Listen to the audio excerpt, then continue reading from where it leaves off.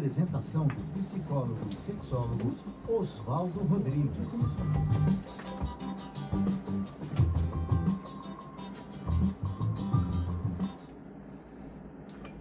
Olá! Boa noite a vocês que querem melhorar sua vida sexual, sua vida de casal, sua saúde mental. Eu dou as boas noites para vocês e vocês sabem que nós trazemos convidados, convidadas, pessoas que trazem ideias, pesquisas, percepções de um ponto de vista científico, e é aqui que nós conversamos hoje com a Mônica Charfan. Mônica, obrigado por estar aqui com a gente hoje, num domingão à noite, para conversar de um assunto sério, não é isso? Obrigado. Muito sério. Vamos falar sobre masculinidades. Masculinidades. Olha só, você... Peraí, então deixa eu já apresentar para quem está assistindo a gente, está vendo com imagens. Ela tem um livro a respeito de masculinidades e sob a armadura. Eu acho que é disso que você vai estar falando aqui pra gente. Com certeza. Ótimo, depois você conta para as pessoas como é que eles acham o livro. Mas eu vou deixar aqui para a gente poder assistir. Mônica, você é psicóloga, trabalha com questões da sexualidade, é o que a gente chama de uma sexóloga. E trabalhar com masculinidades. Começa contando daí e vamos para o nosso assunto, masculinidade e saúde sexual. Sim. Masculinidade, vamos explicar o que é também, porque tem muita gente que se confunde, não sabe o que a gente está falando. Masculinidade é como o homem aprendeu a ser homem, né? As regras culturais que são impostas para ele, às vezes veladamente, às vezes, né, não. Como não pode chorar, não pode sentir, tem que ser o provedor, tem que ser o pegador. Então, todas as normas que o homem, quando ele nasce, tá numa caixinha e entregam essa caixinha para ele. Quer dizer, você está contando que outras pessoas, as pessoas que nasceram com pênis nessa cultura aprendem como precisam ou devem se portar. E essa é uma coisa interessante, porque as pessoas não acham que a gente nasce assim? Acham. E esse é o grande problema. Eles acham que nascem assim. Só que, na verdade, eles aprendem, como nós mulheres também aprendemos como ser mulheres, né? Então, isso é ensinado. Homens e mulheres, então, se nós dividíssemos simplesmente em dois grupos, os humanos, entre homens e mulheres, a gente aprende. Aprende. Mas aprender significa pedagogicamente seguir padrões. É igual aprender a escrever, não é? Exatamente. A gente tem que aprender. Vocês já sabem que muita gente usa a mão esquerda para... Muita gente não, são pouca gente, porque a maior parte das pessoas aprendeu literalmente a escrever, ou foi forçado a aprender a escrever com a mão direita. É padrão. Exato. Isso que nós estamos falando, aprender. Aprender. Mas você está contando que a gente aprende a pensar também assim. Exatamente. E nós mulheres também aprendemos o que a gente espera de um homem, porque a gente também aprende o que é ser um homem, né? Para nós mulheres. Complicamos. Porque Tudo. assim, dos dois lados estamos aprendendo, e esse aprendizado não necessariamente vai ser útil para a felicidade das pessoas. Normalmente não é. Porque as pessoas, elas têm que se encaixar em padrões e elas vão descobrindo ao longo da vida que elas não se encaixam. Mas não foi um aprendizado pedagógico? Ou seja, não devia todo mundo se encaixar? Deveria. Nós estamos falando de uma coisa muito importante para vocês que estão ouvindo. Porque isso significa que nós, indivíduos, homens, mulheres, como vocês queiram se chamar, vocês podem estar em sofrimento por terem aprendido a buscar uma norma, uma normativa, uma regra que não necessariamente vocês vão alcançar. E às vezes nem percebem, né? Que eles estão em sofrimento por causa disso. Eles estão tentando fazer, né? Se encaixar, tentando cumprir papéis, sem se perguntar por que eles estão sofrendo. Isso é interessante. Porque então nós não nos perguntamos, a gente exige que o outro cumpra um papel que me faça feliz, é isso? Exato. Você está contando que relacionamentos entre as pessoas, relacionamentos de casais, é mais complicado do que o que nós aprendemos desde a infância, que basta casar, pronto, família, ter filhos e está tudo certo. O homem vai fazer isso, a mulher vai fazer aquilo, os filhos vão fazer assim, e aí tá tudo certo, vai ser feliz pra sempre. E não é assim. Não é assim. Mas por que não é? Afinal de contas, não aprendemos? A gente aprende, e para o homem é muito complicado ainda, para a mulher também, obviamente, mas como o nosso foco hoje é falar sobre o homem, né? O homem acaba ficando, sem perceber, muitos homens não sabem nem nomear emoções. É verdade. Não sabem. Essa é uma coisa que nós vemos no consultório, né? Aham. O que você está sentindo? Olha, Tem um termo sobre isso, né? Alexitimia. E quando a gente fala, você sabia que tem um termo para identificar isso que você está sentindo? Ele fala, como assim? Porque a grande maioria dos homens não sabe. expressa, demonstra, mas nem nomeia e nem reconhece que está sentindo. Isso é complicado, porque aí nós temos reações físicas, fisiológicas, que podem ser incompatíveis com uma série de coisas, inclusive incompatíveis com o funcionamento sexual. Mas não sou eu, é lá embaixo que não está funcionando. É você. Está ouvindo? Vocês que estão nos ouvindo, homens e mulheres, casais, vamos começar a pensar a respeito disso, porque implica que a gente precisa compreender que aprendemos. Você está trazendo um assunto bastante interessante para nós hoje aqui. E me conta assim, esse homem, qualquer homem, 18 anos, 30 anos, 60 anos, ele vai chegar no consultório, você me fez compreender que nós homens nem sequer entendemos o que está acontecendo. Quero dizer, como é que a gente vai fazer isso? Quero dizer, como é que a gente está exigindo demais do mundo, é isso? Porque me dá a impressão que a gente terceiriza os problemas, é isso? A gente está exigindo muito da gente. Os homens estão exigindo muito deles. Sem se dar conta. Agora você está me dando uma razão para pensar que esse homem pode estar se exigindo demais e ele está em sofrimento e ele nem sabe disso. Porque a culpa é do outro. Você já sabe que esse é um argumento que muitas pessoas usam, né? Não sou eu, é o outro que está errado. E dá pra gente levar consciência para esse homem? Dá. Caramba, como assim? Principalmente se ele for para terapia, né? Deveria, e dá. Quando ele está em terapia, ele consegue enxergar muitas coisas. Ele sai do automático. É o que eu falo muito para meus pacientes, vocês têm que sair do automático. Quer dizer, esse aprendizado é um aprendizado que gera um automatismo e que a gente está achando que é normal, que é assim mesmo.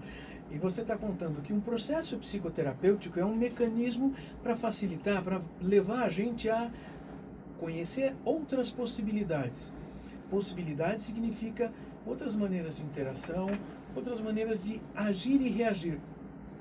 Vai se transformar, ou pode se transformar também num automático, mas é que o automático até ali, você está contando o que faz a gente sofrer, os outros sofrerem. Sim. O homem sofre, a mulher sofre, os filhos sofrem, porque quando um não está bem na relação, não tem como a relação estar boa.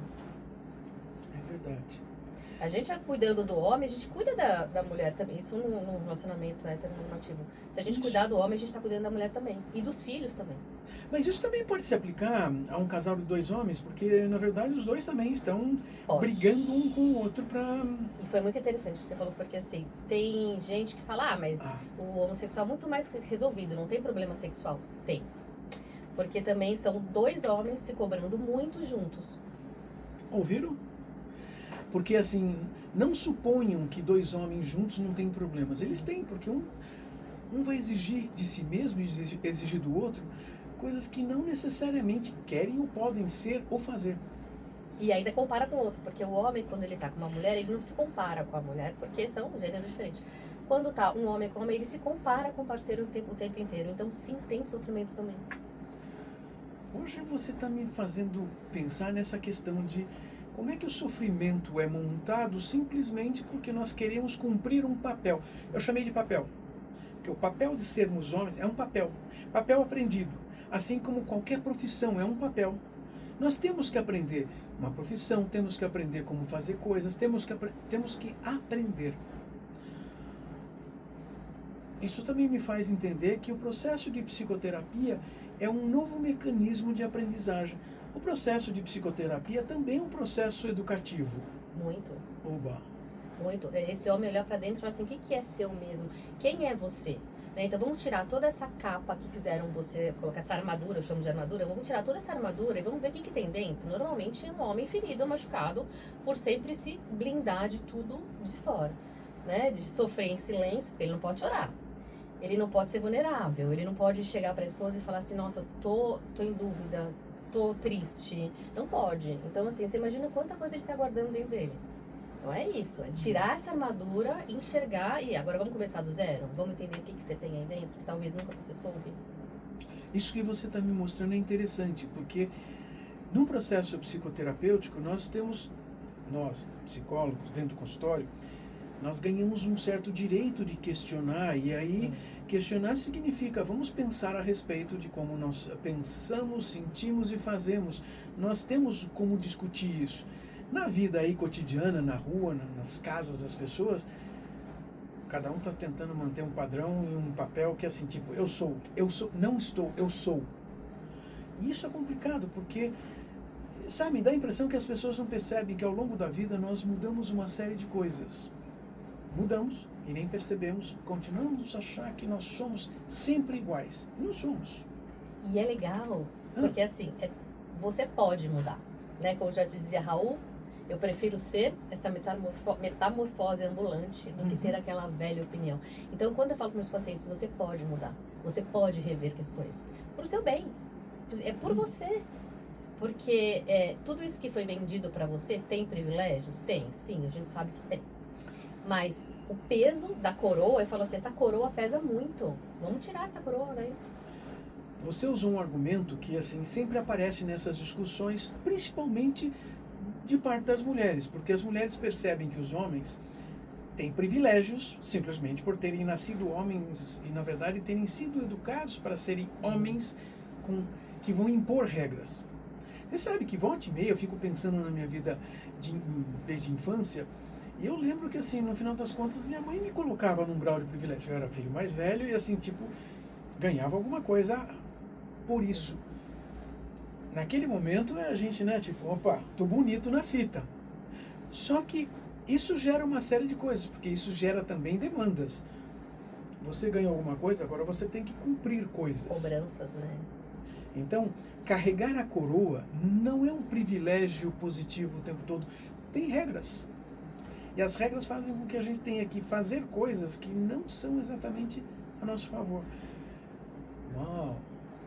Quantas coisas, não? Pois é que você está contando de um jeito que isso envolve relacionamento. Se esse homem tem esse monte de regras e ele tem que impor essas regras no relacionamento, isso não significa que ele vai estar satisfeito o tempo todo. Se a gente voltar para a sexualidade, então aí que a gente vê que não mesmo. Como assim? Então dá um exemplo aí, dá alguns exemplos para que quem está ouvindo comece a compreender que essa história dos privilégios tem seus erros. A gente cresceu escutando que o sexo era muito mais fácil para os homens, né? É E de fato tem muita coisa. A gente sabe o quanto a mulher demorou para chegar hoje onde ela está. Mas existe um preço alto para o homem aí no sexo e ninguém fala disso. O quanto ele se cobra pela ereção, né? Pelo tempo, né? Até ejacular, pela performance perfeita, por sempre ter que ter vontade do sexo e muitas vezes não tem. Então, assim, tem um peso aí por trás que ninguém fala e que machuca os homens. Mas nós não percebemos que machuca. Quero dizer, a gente ainda vai no discurso tipo, não sou eu. Eu posso até estar sofrendo, mas não sou culpado. Veja, nós não estamos falando que é culpa de uma pessoa ou de outra. Nós estamos referindo uma responsabilidade. E a responsabilidade sobre o indivíduo, primeiro começa na primeira pessoa do singular. É do indivíduo. É sempre. Então, aí entra o relacionamento. Mas primeiro tem que ser o indivíduo, gente. Primeiro tem que ser o indivíduo. Por quê? Porque o indivíduo tem poder sobre si mesmo. Quer dizer, esse é um outro problema, porque a gente não tem tanto poder assim, mas a gente tem um mínimo de poder sobre algumas coisas e quando nós começamos já a dialogar, e esse é o fenômeno da psicoterapia, nós começamos a aprender que, olha, às vezes a gente podia mudar alguma coisa. Isso também vai ser vivenciado também nos relacionamentos, né, no casal. Muito, porque assim, o homem voltando agora para sexualidade, né? Okay. Quando o homem tem um problema de ereção, por exemplo, quando ele tá com a esposa e tem um problema de ereção, como que essa mulher vai enxergar isso? Ele não me ama mais, eu tô acima do peso, eu estou com celulite ou ele tem uma amante, ponto. É a única coisa que ela vai achar. Ou seja, ela também tem uma interpretação moldada pela cultura e onde ela se coloca a responsabilidade, a culpa. Diferença de novo. Não podemos pensar em culpas, devemos pensar em responsabilidade. Porque essa mulher também, vendo isso, uma das partes da responsabilidade dela para melhorar a vida para ela, tipo assim, ei, o que está acontecendo? Vamos conversar? E os homens não sabemos conversar, né? Não, nunca aprenderam. Não sabem, é difícil e machuca, né, falar. E quando vai falar de sexualidade, então machuca mais, porque teoricamente na cabeça dele, sexo é chegar e fazer, bom. Ouviram? E sexo não é chegar e fazer. Porque você está dizendo que sexo não é natural, não é biológico assim? Como é que é isso? Vai lá, né, chega e faz e sai andando depois. Mas todo mundo fala que sexo é natural. Todo mundo aprende no pornô, né? Mas o pornô não serve como modelo? Não serve. Vocês que têm seguido o Café com Sexologia, vocês sabem que nós, volta e meia, tocamos nesse assunto. Por quê? Os filmes, os vídeos pornográficos, eles trazem uma compreensão de mundo que não bate com a realidade. E fazem a gente, nós homens, acreditarmos que basta chegar lá e está tudo certo. Mas se não é natural, como é que a gente aprendeu? Porque a gente não aprendeu, na verdade, a gente não teve essa educação em casa, né? Então, os homens, principalmente, o que eles aprenderam foi no vídeo. Se eles tivessem educação em casa, não Você está contando que educação sexual todo mundo deveria ter, e a educação sexual que nós temos é uma educação pervertida, uma educação ruim. Terceirizada, né? Terceirizada. E a terceirização aí vai... Hoje qualquer adolescente, pré-adolescente, pega o celular e tem acesso às coisas. Mas não seria a responsabilidade dos pais... responsabilidade dos pais sobre o acesso de adolescentes à pornografia na internet, nos celulares? Deveria, mas é difícil, né? Porque hoje em qualquer lugar tem. Em qualquer lugar tem. É verdade. Então, assim, não dá para controlar isso. O que seria o ideal? Se o pai chegar para a criança, para o adolescente, né? E falar. Conversar. Não precisa escancarar se não for o sujeito, mas assim, dar uma direção, um direcionamento para esse adolescente que está começando a iniciar a vida sexual. Os pais deveriam estar conversando sobre sexo com os filhos, mas aí nós voltamos de novo às questões que nós estávamos falando, porque os pais também não sabem conversar sobre sexo, não sabem como conversar, não sabem como dirigir a conversa com os filhos, porque também não tiveram educação sexual. Uma educação para a sexualidade. Vamos voltar um pouquinho aqui para algumas pessoas que estão ouvindo. Não confundirem, não é aprender a fazer sexo genital. É educação para a sexualidade, significa compreendermos os nossos papéis sexuais, papéis masculinos, papéis femininos, papéis de relacionamento, como se relacionar afetivamente, como namorar, como interagir, porque isso é educação sexual. Então os pais precisam conversar sobre outras coisas, que não é sobre como fazer sexo genital deitado na cama, se é que tem que estar na cama. Mas você está contando algo que então significa que esse sujeito chega lá, adulto ou adolescente, para ter uma relação sexual, ele acredita, bom, estou aqui, é só esperar acontecer. Ele não aprendeu algumas coisas. Como é que o mundo age sobre ele, é isso? Sobre o corpo dele. Ele acha que ele vai olhar uma menina, uma mulher nua, e ele já vai se excitar. Não necessariamente. É verdade, porque também é outro mito na nossa cultura, né? Não, os homens são muito visuais, tipo...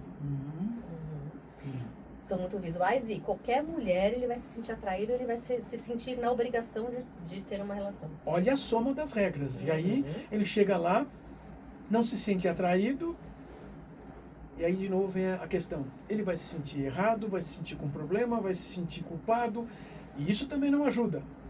Mas ele deveria estar sentindo o quê? Quando ele vê uma mulher? Ou quando ele está numa relação? Né? Boa pergunta, vamos lá. Ele tem que se sentir à vontade, ele tem que se sentir atraído. Tem um grande mito que eu falo muito para meus pacientes, que é uma coisa que eu vejo recorrente. Eles chegam achando que eles têm algum problema porque eles não se sentem atraídos por todo mundo. E assim, existe algum homem, ou alguns homens que são assim? Existem. Mas eu tenho muitos homens no consultório que eles precisam ter conexão para eles conseguirem ter uma relação. Conexão, você está falando algo afetivo, Algo algo afetivo, próximo, intimidade. se sentir bem, se sentir atraído, ter uma boa conversa. Tem uns que falam assim, eu não consigo ter sexo sem ter uma boa conversa antes. Só que isso não é falado sobre os homens. Aí eles acham que eles têm um problema. E não tem. Entenderam? Essa é uma situação complicada, porque também significa que a gente está partindo de premissas, ideias, crenças, regras que não são verdadeiras. Mas esse homem, então, pode também ter uma vida sexual dependente desta intimidade emocional afetiva. Pode. E se ele tiver, é ótimo. Agora, o grande ponto é, quando ele tem essa crença sobre ele, sobre o mundo, quando ele vai ter uma relação casual e ele perde a ereção, ele vai achar que ele está doente, que ele está começando algum problema. Aí a próxima vez que ele for ter de novo, ele já vai ansioso. A gente já entende que o homem ansioso não tem ereção, dependendo do nível de ansiedade. Claro. Não consegue passar sangue suficiente. Se está com adrenalina no corpo, não vai passar sangue suficiente para o pênis. Ele começa a achar que ele tem um problema. E chega na terapia. E aí lá na terapia ele entende, não, eu acho que eu só consigo realmente quando eu tenho conexão. E aí ele vê que ele não tem problema nenhum. Porque tendo conexão, ele abaixa as ansiedades, não se sente na obrigação, tem uma correspondência que traz bem-estar.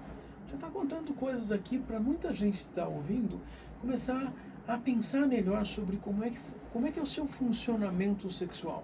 Você que está nos ouvindo, homem, mulher, olha, vocês podem ter a identidade de gênero, a identidade sexual que tenham, não tem importância. Primeiro temos que pensar o seguinte, o seu corpo tem regras físicas, fisiológicas. Essas regras precisam ser atendidas, verdade. Mas também essas regras são condicionadas, elas são dependentes de um processo de aprendizagem, onde o seu corpo sexualmente vai aprender algo se aquilo estiver fazendo bem para você. Uau! Quando é que a gente aprende isso na vida? Que vai estar fazendo bem, ou você assiste aqui, né? Ou você vai tentando. E uma coisa que eu acho muito importante a gente falar, que tá nesse caminho, o homem, quando ele acha que ele tem algum problema, ele começa a evitar o sexo. E aí, quando ele começa a evitar, porque ele está com medo de falhar, ele começa a ter menos vontade. Ou ele vai para a masturbação, né, pro pornô, ou ele começa a não ter vontade nem disso. Porque na mente dele, o cérebro dele entende a relação como perigo, a relação a dois. E aí, o que vai fazer? Vai tirar a vontade desse homem de ir.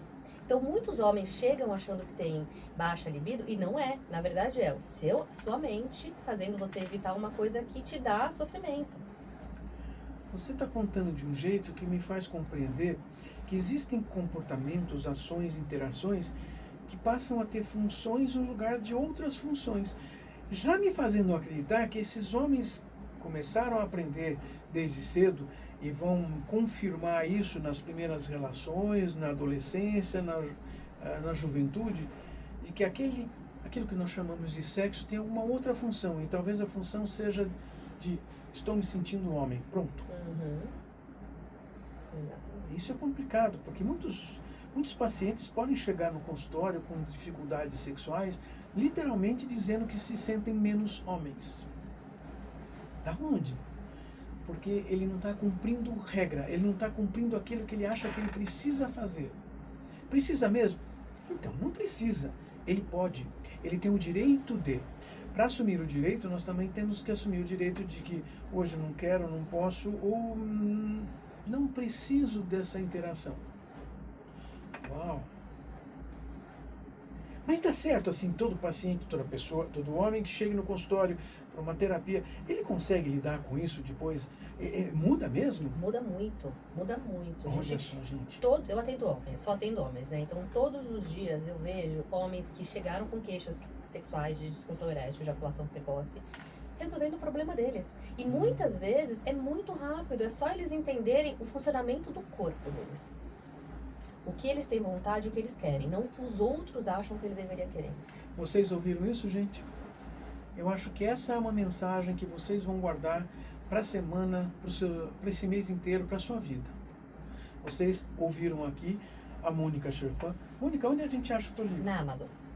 Procure na Amazon. Mônica Cherfan. Está na Amazon, é fácil achar. Quem tem as proximidades da Amazon, o livro chega provavelmente um dia depois que você ter pedido. Eu quero agradecer a tua participação aqui. Eu que agradeço. Foi ótimo estar conversando desse jeito, porque nós estamos levando essas informações. Esse é um processo de educação para a sexualidade. Não é só para criança e adolescente, é para adulto. Muito obrigado, Mônica. Eu que agradeço. E hoje a gente agradece também a nossa parceira de sempre aqui, a Carla Zélio, que está ajudando nas transmissões aqui e na produção do programa. Obrigado, Carla. Gente, domingo que vem, nós vamos ter mais assuntos interessantes. A cada domingo, assistam.